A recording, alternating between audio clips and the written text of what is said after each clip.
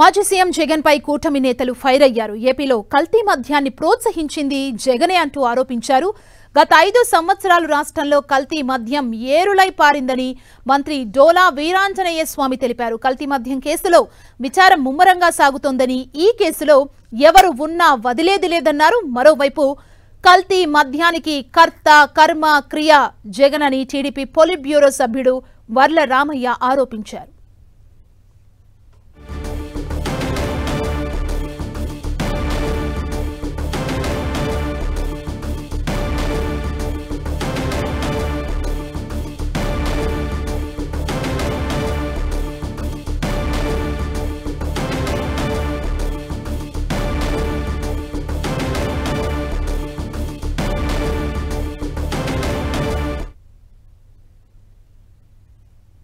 పూర్తి ఎంక్వైరీ జరుగుతూ ఉంది.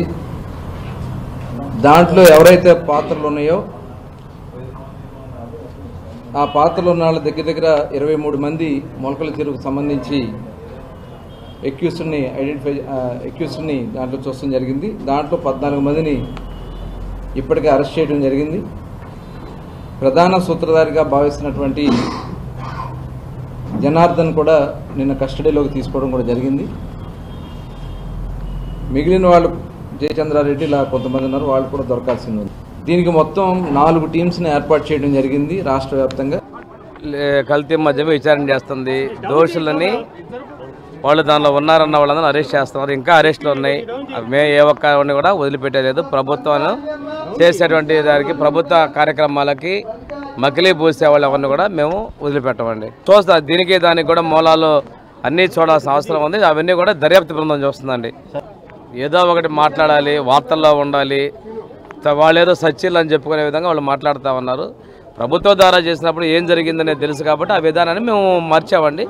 డైరెక్ట్గా ఇట్లాంటి అవకాశాలు లేకుండా ఉండడం కోసం మేము ఆక్షన్ పెట్టి షాపులు ఇచ్చామండి. పేరుకేమది చేసిందే ఇంకోటి వాళ్ళు. ఆనాటి నుండి ముఖ్యమంత్రి అయిన దగ్గర నుంచి ఈనాటి వరకు కూడా రాష్ట్రంలో కల్తీ మద్యం అంటే గత 6 సంవత్సరాలుగా కల్తీ మద్యం రాష్ట్రంలో ఏరులై పారటానికి కర్త కర్మ క్రియ అన్నీ కూడా జగన్మోహన్ రెడ్డి గారే. కాదని చెప్పే ధైర్యం మీకుందా?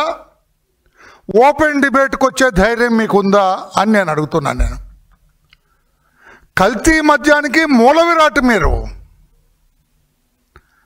కల్తీ మద్యాన్ని ప్రోత్సహించింది మీరు.